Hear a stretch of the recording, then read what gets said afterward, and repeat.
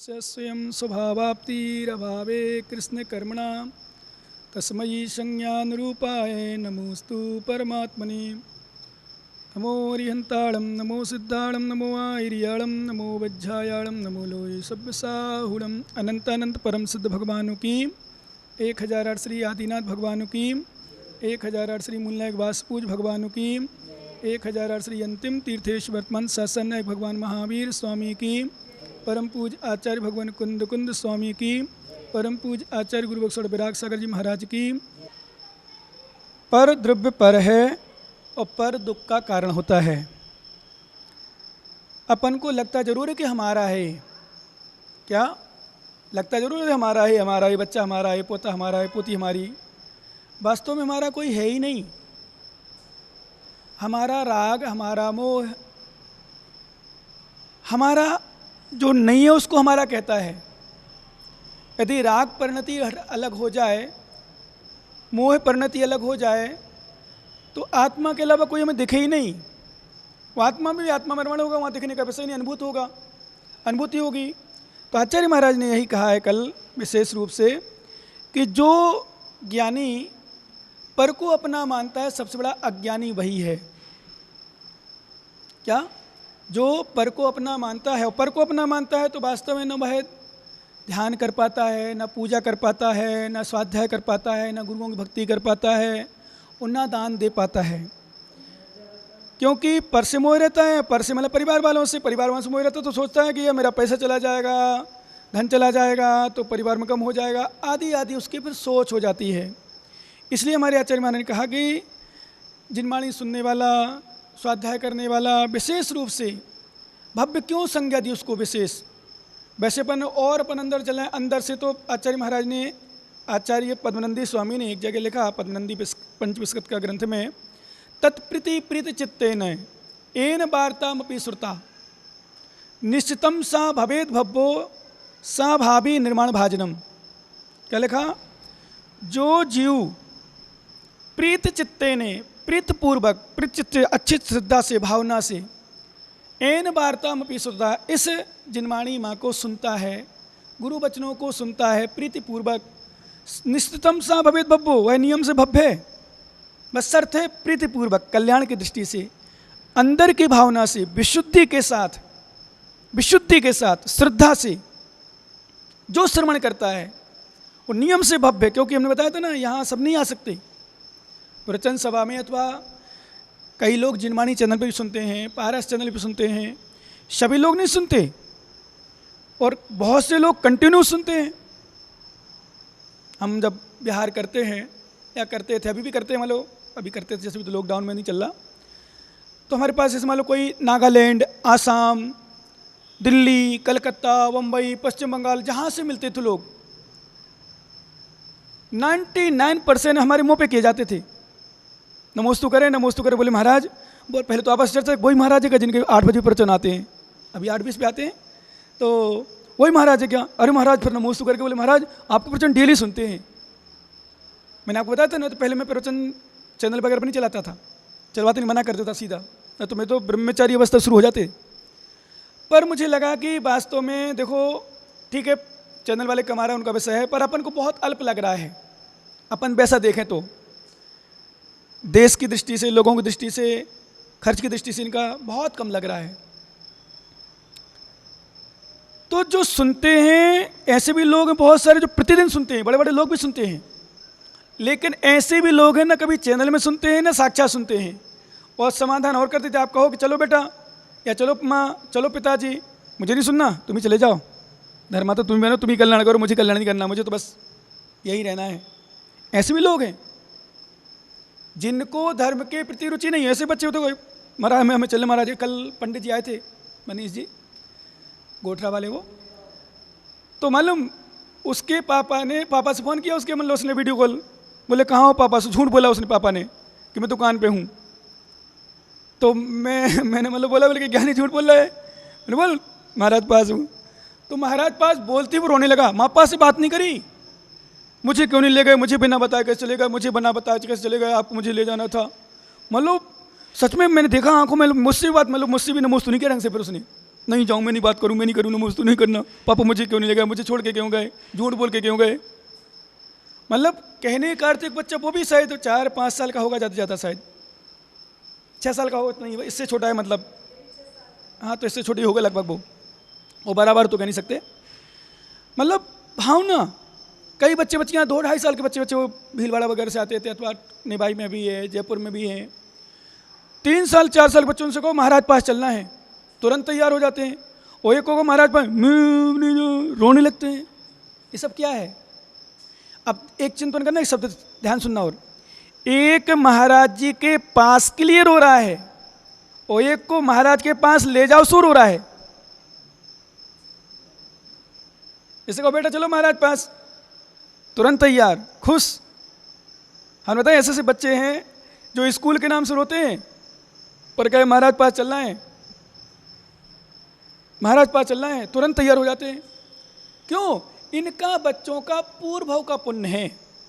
ध्यान रखना, पुण्य भी चलता है इसमें भी, छोटे बच्चों में ही पुण्य चलता है। एक बच्चा देखो, हमने देख कहते हैं एक बच्चा खाने के लिए तरस रहा है। अभी मैंने कल देखा एक बच्चे को, जो सामने वाले को, एक बिस्किट टोस्ट हो तो टोस्ट क्या बोलते उसको, टोस्ट होता ना सूखा सूखा सा, वो मतलब टोस्ट होता ना, उसके लिए बहुत देर तक रोता रहा। उसने चाय नहीं पी, उसने कुछ नहीं किया, बहुत देर तक मम्मी मम्मी मम्मी चल रहा, रो रो कहीं तेज हो गए, कभी धीरे रो गए, भाई खेलने लगे, फिर रोने लगे, फिर रोते रोते छोड़ा ही नहीं उसने। उसको एक टोस्ट मिला तब वो शांत हुआ। तो उसकी मम्मी ने फिर दोबारा चाय बनाई, क्योंकि चाय खत्म हो गई, सब पी ली, अब ठंडी हो गई, सबने पी ली लगभग। तो मैंने सोचा, चिंतन किया, बताओ ये भी देखो कैसा पाप कर्म गदा है। छोटा बच्चा है, अपना बच्चा तो एक टोस्ट क्या बड़ी बड़ी चीज़ के लिए लूज जाए तो क्या होगा, यानी क्या करते हो, तुरंत ले आते हो, नहीं समझे। पर उसकी गरीबी देखो, उसका पाप कर्म देखो, कहाँ जन्म लिया। मतलब टोस्ट खाने के लिए तरस रहा, अपने यहाँ पैकेट रखे रहते होंगे तुम्हारे यहाँ, मिठाई मेवा मस्टान पेड़ा आदि आदि सामग्री रखी रहती होगी, तो उसका भी पुण्य। अभी बच्चा बैठा है मंदिर के लिए, हम महाराज पास बैठा है, गुरु चरण बैठा है, ये बच्चे बैठे हैं गुरु चरण बैठे हैं, ये इनका पुण्य है। तो हमारे आचार्य हमारे तत्प्रीति प्रीत चित्ते ने येन वार्ताम अपि श्रुता निश्चितम सा भवेद भब्बो निर्वाण भाज भावी निर्वाण भाजनम। नियम से मैं क्यों कहता हूँ, आप लोगों को जोर देता हूँ, प्रवचन सुना करो ध्यान से, पर हमारे कहने से सुन रहे हो तो इसलिए नहीं, कुछ नहीं है, अपने अंदर से। यहाँ के आचरण में आतत प्रीति, ठीक है, एक संकेत निमित्त, गुरु का वचन एक वो होता है, निमित्त बन जाता है, और अपन भाव से महाराज कर चलो सुनना है। एक होता है जबरदस्ती, यदि मैंने कहा इसलिए आ रहे हो तो कुछ नहीं है, परंतु अंतरंग की भावना सुनने के लिए आ रहे हो तो आचार्य हमारे तत्प्रीति प्रीत चित्ते ने येन वार्ताम अपि श्रुता निश्चितम सा भवेद भब्बो। टिकट दे दिया तो आचार्य महाराज ने कि नियम से वह जीव भव्य है जो जिनवाणी को श्रद्धापूर्वक प्रीतिपूर्वक आस्था से सुनता है।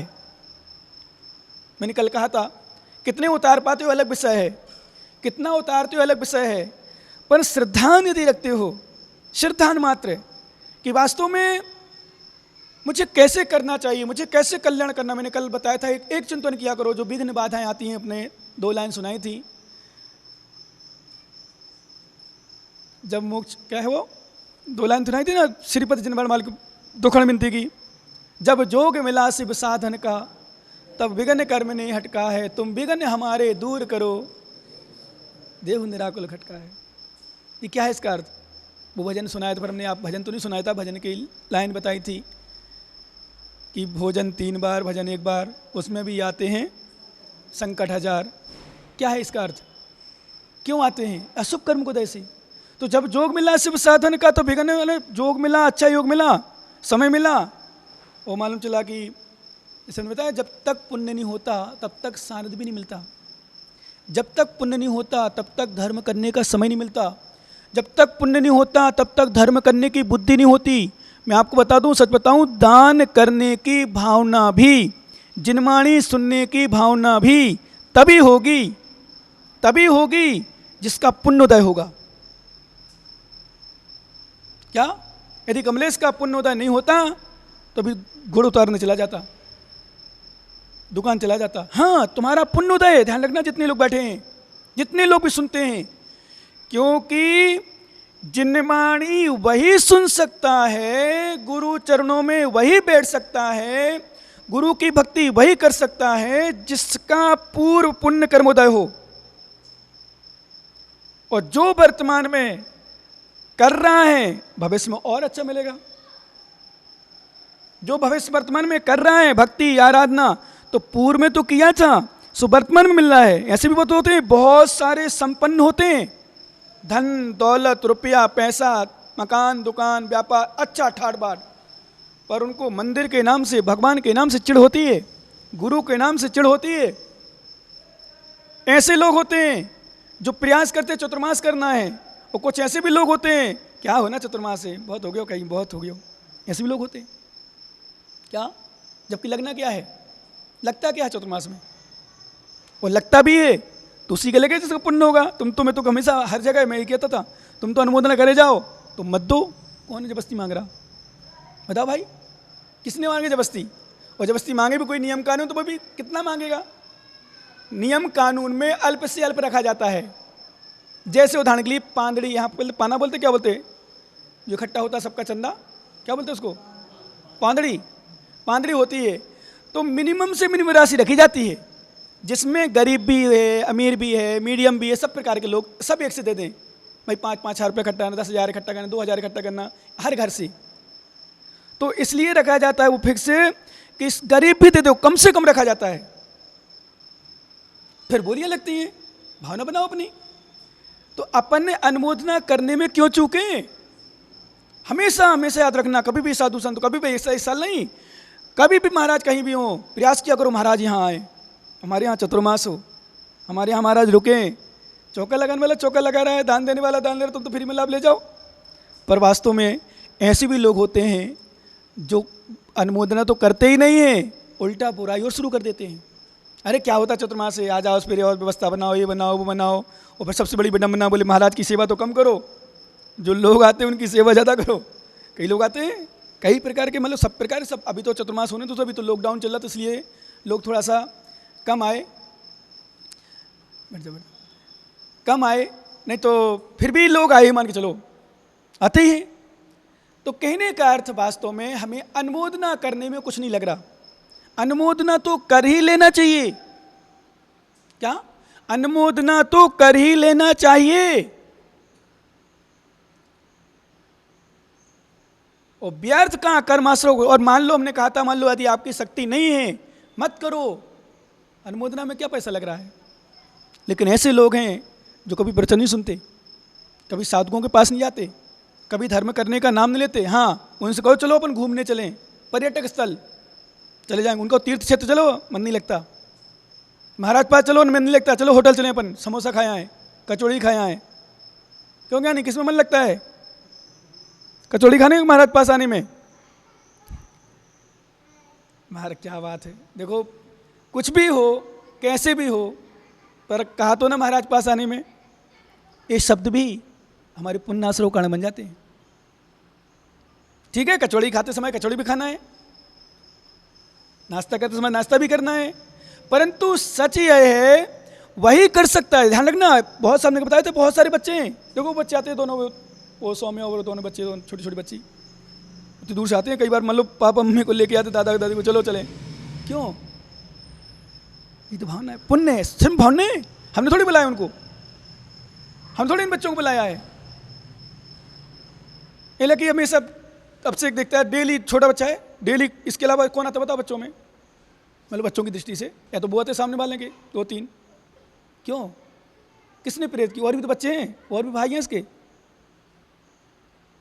क्यों नहीं आते। नियम से ध्यान देना, पुण्य कर्म के उदय से ही भाव बन पाते हैं, और जिनके वर्तमान में भाव ना हो, तो पूर्व में तो किया था इसलिए वर्तमान में मिल गया, लेकिन वर्तमान में नहीं मिला तो आगे क्या होगा। अथवा जो वर्तमान में दरिद्री हो, भिखारी हो, गरीब हो, बीमार रहता हो, कई समस्या से ग्रसित हो, तो आचार्य महाराज ने एक सूत्र दिया, ध्यान रखना, बहुत सुंदर सूत्र, ये तो नोट कर लेना। अभी मैंने देखा एक गाथा, देव सात गुरुणाम यो भूतेच्छते प्रतिष्ठति प्रसिद्धति, क्या लिखा, देव सात गुरुणाम यो भूतेच्छते प्रसिद्धति शून्य जन्मनि दारिद्र, शून्य जन्मनि दारिद्र्य युक्तो भवति निश्चयात्। ये सूत्र जीवन में तो सच में एक एक शब्द पढ़ाऊंगा, लोगों को समझाऊंगा, क्योंकि मैंने कल भी बताया था और लगभग रोज बताता हूँ। इसी विषय मेरा विशेष जोर रहता है। कई लोग तो भी कह सकते हैं महाराज कल भी तो बोला था आपने, हम रोज बोलेंगे। क्यों? किसी ने मुझसे एक बात शिकायत की, बोले महाराज प्रवचन में एक विषय आपका निकल गया था, फिर दोबारा मैंने सुना 10-15-20 दिन बाद फिर वही विषय आ गया था। मैंने बाबा से सीधा डांट कहा, मैंने कि बाबा रोटी कितने साल से खा रहे हो बताओ। मतलब प्रवचन डबल कोई हो भी गया, कोई विषय हमने 4 दिन भी लगा, अभी हम 4 दिन लगाते और वही विषय बोले ना, तो आप भी कहते हैं अरे यार, मतलब भले आते रहोगे, अरे यार महाराज तो वही विषय बोल रहे। ऐसा है, मैंने देखा है भाई। जिस मैं तो कहता हूँ जो डॉक्टर है, पेशेंट आया है तो जिस विषय का पेशेंट होगा, बीमार होगा, रोग होगा, उसी पर तो दवाई देगा। क्यों भाई सुरेंद्र जी? ऐसा थोड़ी होता तो बीपी हाई हो शुगर की दवाई दे दे, ऐसा होता है क्या? शुगर हाई हो तो मैं बीपी की हाई बहुत दे दे, दवाई दे दे? नहीं, यही विशेषता है गुरु की, यही विशेषता। पर आजकल के गुरु भी ठीक है थे, खुश रहो, थारे अनुसार कर दूं, प्रसन्न रहे, खुश रहो, मटेरियल देते रहे अलग। नहीं, वास्तव में जो हमें बीमारी है, हमने आपने अनुभव किया होगा, कभी कोई विषय निकलता तो हमारा विषय 2-4-10 दिन तो लगभग चलते ही चलता है। क्यों? अरे जो विषय तुम्हारी बीमारी उसी का तो दो महाराज। यही, अरे यही विषय क्या मतलब होता है? पहले इसको सुधार करो फिर दूसरा आगे बढ़े। एक माँ, एक बहन, एक बच्ची ने अब रोटी बनाना सीखी नहीं तो पराठा बनाना सिखा दो, पूड़ी बनाना सिखा दो। पहले रोटी बनाना सीखो, रोटी बनाने के पहले भी छोटी छोटी रोटी बनाना सिखाते हैं। पहले पापड़ होते ना, पापड़, पहले पापड़ नहीं बेलते लोग, पहले छोटे छोटे, यहाँ क्या बोलते हैं, वहाँ कुछ ये बोलते हैं, यहाँ क्या बोलते हैं छोटे छोटे बोलने के लिए, हैं? पापड़ी मतलब छोटे छोटे बेल के मम्मी को देते हैं, मम्मी बड़े बड़े बेलते हैं। कभी छोटे बच्चे बड़े पेपर नहीं बेलते शुरू में, पहले छोटे छोटे बेलते हैं, फिर छोटा बेल करके मम्मी को दे देते हैं, या दीदी को, बुआ को, जिसको भी हो, वो बेलते हैं। ऐसे ध्यान रखना, वर्तमान में आप पेशेंट हो, हमारे पास आए हो, बीमार हो, रोगी हो। अब जिस विषय के रोगी होंगे, आपके अंदर हमें दिखा, काम दिखा, विकार दिखा, कसाय दिखी, निंदा दिखी, साधुओं प्रति दोष भावना दिखी, तो वही तो बताएंगे हम, दूसरे कहाँ से लाएंगे? आचार्य हमारे इष्टोपदेश में तो बताते हैं, अलग अलग देख करके पूरा भर दिया उन्होंने विषय कि तुम्हारे अंदर क्या क्या कमी हो सकती है, क्या क्या बीमारी हो सकती है, तुम क्या क्या कर सकते हो। क्योंकि रोज तो मिलने नहीं वो उनको, तो एक एक दो दो गाथा उन्होंने सब करके दे दी। ऐसे बन देते हैं 1 दिन 2 दिन 3 दिन 4 दिन विषय दे करके। तो कहने का अर्थ आचार्य महाराज, देव सात गुरु नाम यो भूतिच्छिद प्रसिद्धि, जो देव शास्त्र गुरु के विभूति को नष्ट हुआ देखकर प्रसन्न होता है। जैसे उदाहरण के लिए, वन महाराज को ऐसा हो गया, उन्हें ऐसा प्रसन्न हो गया, अच्छा किया, अच्छा किया, अच्छा। नहीं, कभी मत हो। तुम्हारी समान से, तुम्हारे साधु संत से एक साधु चले गए, दुखी हो, हमारे समाज में बहुत बुरा हुआ, हाल हुआ है, गलत हुआ है, ऐसा नहीं होना चाहिए, ऐसा सोचना चाहिए अपन को, प्रसन्न नहीं होना चाहिए। जैसे कोई किसी की लड़की भाग गई कहीं, तो प्रसन्न होते हो क्या? नहीं, प्रसन्न नहीं होना, दुखी होना। हमारी समाज की एक लड़की मतलब कम हो गई, दूसरे में चली गई, कहीं कम हो गई, खुश नहीं हो। तो आचार्य महाराज, देव सात गुरु की विभूति को नष्ट होता हुआ जो देखता है और देख करके प्रसन्न होता है, वह आगामी भाव में, अगले भाव में दरिद्री होता है, निश्चयात, निश्चय रूप से। क्या? निश्चित रूप से। इसलिए हमारे आचार्य महाराज जोर देते ज्ञानी कि पर द्रव्य पर ध्यान मत दो, आत्मा पर ध्यान दो। आत्मा पर ध्यान दोगे तो तुम्हारा कल्याण होगा, और पर ध्यान दोगे तो तुम फिर